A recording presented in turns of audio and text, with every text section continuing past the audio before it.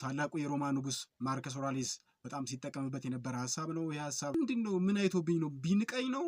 ብዙ ነገሮች ልትል ትችላለህ። እንግዲህ ብዙ ጥናቶች እንደሚያሳዩት የሰው ልጅ ይሄንን ከዚህ ከአንገት በላይ ያለው ላይ ምናልባት ወደ እንግሊዝኛ ሲመጣ ኔጌቲቭ ቪዥዋላይዜሽን ብለን ልናስበው እንችላለን። እንደውም አንድ አባባል አለ፣ በእጅ የያዙት ወርቅ እንደ መዳብ ይቆጠራል።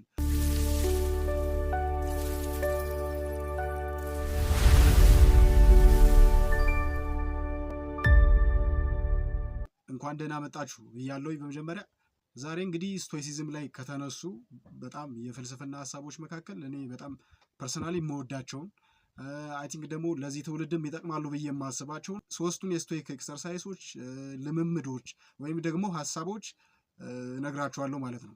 ትወዷችኋላችሁ ብዬ ተስፋ አደርጋለሁኝ። አብራችሁ ይቆዩ።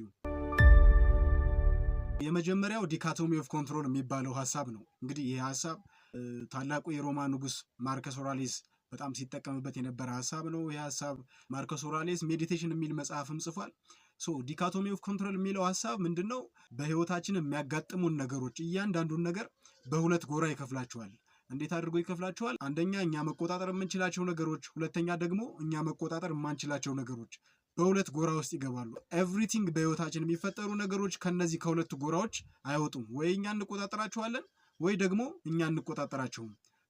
የመጀመሪያው እኛ የምንቆጣጠራቸው ናቸው። እኛ የምንቆጣጠራቸው ለምሳሌ አስተሳሰባችንን፣ የምናስበውን ሀሳብ፣ ለነገሮች የምንሰጠውን ምላሽ፣ የምንሰጠውን ትርጉም፣ ድርጊቶቻችንን፣ ፍላጎታችንን፣ በአጠቃላይ የኛ ማንነት የሆነ ነገር፣ እነዚህን ነገሮች እኛ መቆጣጠር መቀየር እንችላለን ማለት ነው። ሁለተኛ ደግሞ እኛ መቆጣጠር የማንችላቸው መቀየር የማንችላቸው ነገሮች አሉ። ለምሳሌ ህመም፣ ሞት፣ እነዚህ ነገሮች መቆጣጠር አንችልም። ሌሎች ሰዎች ስለኛ የሚያስቡትን አስተሳሰብ፣ ድርጊታቸውን መቆጣጠር አንችልም። ለምሳሌ የሆነ የምታውቀው ሰው በመንገድ አግኝተው ሰላም ሳይል ምናምን ጥሎ ቢያልፍ ያናድዳል። ምንድነው? ምን አይቶብኝ ነው? ቢንቀኝ ነው? ብዙ ነገሮች ልትል ትችላለህ። ነገር ግን የእሱን ድርጊት ልትቆጣጠሩ አትችልም። ነገር ግን ለዛ ነገር የምትሰጠውን ትርጉም መቆጣጠር ትችላለህ። ምናልባት ይሄ ሰው ትልቅ ችግር ውስጥ ሆኖ ሊሆን ይችላል፣ ምናልባት ደግሞ በትልቅ ሀሳብ ውስጥ ተወጥሮ ሊሆን ይችላል ብለህ ለዛ ነገር የምንሰጠውን ትርጉም ግን መቀየር እንችላለን። ሌላው ደግሞ ትናንትናና ነገ። አሁን ለምሳሌ ነገን መቆጣጠር አንችልም። ትናንትና አብዛኛው ሰው በትናንትናን እያሰበ በዛ ቁጭት ነው እንግዲህ ዛሬውን የሚያጣው። ትናንትናን መቆጣጠር አንችልም። ብዙዎቻችን በትናንትና በነገ ምክንያት ዛሬን እንዳንኖር ስለተደረግን፣ ዛሬን ስለምንሰረቅ እነዚህን ነገሮችን መቆጣጠር አንችልም። ሌላ ደግሞ የተፈጥሮን ህጎች፣ እነዚህንም መቆጣጠር አንችልም። አሁን ዝናብ እየዘነበ ዝናቡን ላስቁም ብል አልችልም። የተፈጥሮ ህጎች አሉ።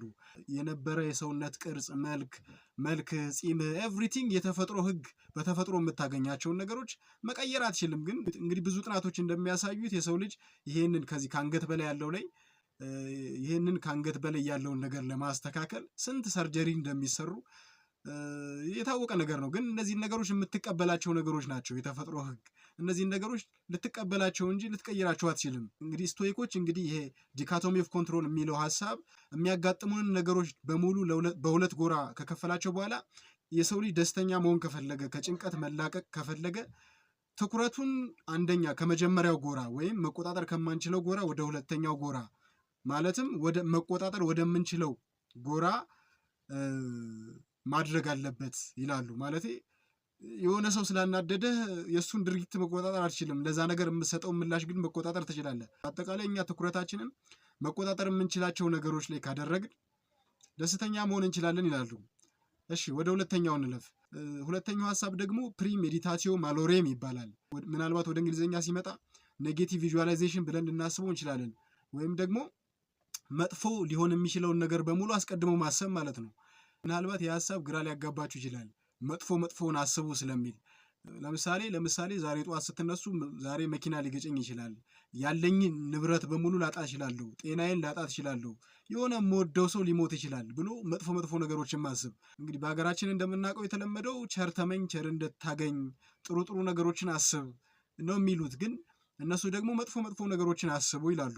እነሱ እንደሚሉት መጥፎውን ማሰባችን አስቀድመን መጥፎ ሊሆን የሚችለውን ነገር በሙሉ ማሰባችን አንደኛ ያ ነገር ከተከሰተ ያሰብነው ሀሳብ መጥፎ ይሆናል ብለን ያሰብነው ሀሳብ ምናልባት የሆነ ሰው ከሞተ ኢኩድ ቢ ዋሬቨር ከተከሰተ አስቀድመን ስለተዘጋጀንበት ያንን ነገር በመንፈስ በጥንካሬ እንድንወጣ፣ እንድናሸንፈው፣ እንድናልፈው ያደርገናል። ካልተከሰተ ደግሞ ዛሬ በጣም እድለኛ ነኝ ብለን በደስታ እንድንኖር ያደርገናል ይላሉ። እኔ ግን መጥፎውን ማሰብ የሚለውን ሀሳብ የምረዳው በሁለት መንገድ ነው። የመጀመሪያው ላለን ነገር ዋጋ እንድንሰጥ ያደርገናል ብዬ አስባለሁ። ለምሳሌ እንደውም አንድ አባባል አለ፣ በእጅ የያዙት ወርቅ እንደ መዳብ ይቆጠራል። ብዙ ጊዜ በእጃችን የያዝናቸውን ነገሮች እስኪል በጣም የእነሱ ዋጋ የሚገባን ስናጣቸው ብቻ ነው። ነገር ግን ከማጣታችን በፊት እንደምናጣቸው አውቀን ለነዛ ነገር ዋጋ እንድንሰጥ ያደርገናል ብዬ አስባለሁ። ምክንያቱም የሌለንን ነገር እያሰብን በጣም ስለምንጨነቅ ያን ነገር ካላገኘው ላይፌ አይስተካከልም፣ ደስተኛ አልሆንም ብለን ላለን ነገር ዋጋ እየሰጠነው ስላልሆነ ይሄ ሀሳብ ይጠቅመናል ብዬ አስባለሁ። ያለን ጤና፣ ማንነታችን፣ እውቀታችን፣ ገንዘባችን ብቻ ላለን ነገር ዋጋ እንድንሰጥ ያደርገናል ብዬ አስባለሁ። ሁለተኛ ነገር ደግሞ እንዳንመካ ያደርገናል ብዬ አስባለሁ። ማለቴ ባለን ነገር እንዳንመካ። ሜይ ቢ ያለንን ሀብት ዛሬ ልናጠው እንችላለን። ያለንን ጤና ዛሬ ልናጠው እንችላለን። ሜይ ቢ ስልጣናችንንም ልናጠው እንችላለን። በዚህ ባለን ነገር በቁሳዊ ነገር እንዳንመካ፣ መመካታችንንም በእግዚአብሔር እንድናደርግ እዚህ ቁሱ ላይ የሚጠፋው ነገር ላይ የሚቀየረው ነገር ላይ ትኩረት እንዳናደርግ በፈጣሪ እንድንመካ መመካታችንን በእነዚህ ነገሮች እንዳንመካ ያደርገናል ብዬ አስባለሁ። ከሞላ ጎደል የእናንተን ሀሳብ ግን ኮመንት ላይ ያስቀምጡልኝ። ወደ ሶስተኛው እንለፍ። ሶስተኛው ምናልባት ታውቁት ይሆናል፣ ሰምሃው ከዚህኛው ሀሳብ ጋርም የሆነ የሚመሳሰል ነገር አለው። ሞመንቶ ሞሬ ይባላል፣ ወይም ደግሞ ሞትን ማሰብ ማለት ነው። ዛሬ ልሞት እችላለሁ፣ ነገ ልሞት እችላለሁ፣ ዛሬም ሆነ ነገ ብቻ ልሞት እችላለሁ የሚለውን ሀሳብ ሁልጊዜ በአእምሯችን ውስጥ ማስቀመጥ ማለት ነው። የዚህ ሀሳብ ዋነኛ ጥቅሙ ህይወት አጭር እንደሆነች እንድንረዳ፣ ዛሬ ወይም ነገ ልንሞት እንደምንችል አስበን ዛሬን በመልካም ስነ ምግባር በጥሩ ሁነን እንድናሳልፍ፣ ለሰዎች በጎ እንድንሆን፣ ለእኔ ብቻ ሳይሆን ለእኔ ብቻ ሳይሆን ለሌሎችም ብለን መልካም ሆነን እንድናሳልፍ ይረዳናል። መቼም ዛሬ እንደሚሞት የሚያስብ ሰው ክፉ ለመሆን እድል የለውም። ጊዜው አጭር እንደሆነ ከተረዳ፣ ዛሬ እንደሚሞት ካሰበ ያለውን ነገር እያካፈለ በፍቅር በሰላም ይኖራል ብዬ አስባለሁ። በነገራችን ላይ ይህ ሀሳብ በኢትዮጵያ ኦርቶዶክስ ተዋሕዶ ቤተክርስቲያንም ተዘክሮተ ሞት በሚል ስም ይታወቃል። ተዘክሮተ ሞት ማለት ሞትን ማሰብ ማለት ነው። ሰማው ከዛ ጋር ያለው ኢንቴንሽኑ ቢለያይም ሰማው ግን ምድር ላይ ጉድ ሆነን እንድናሳልፍ ያደርገናል።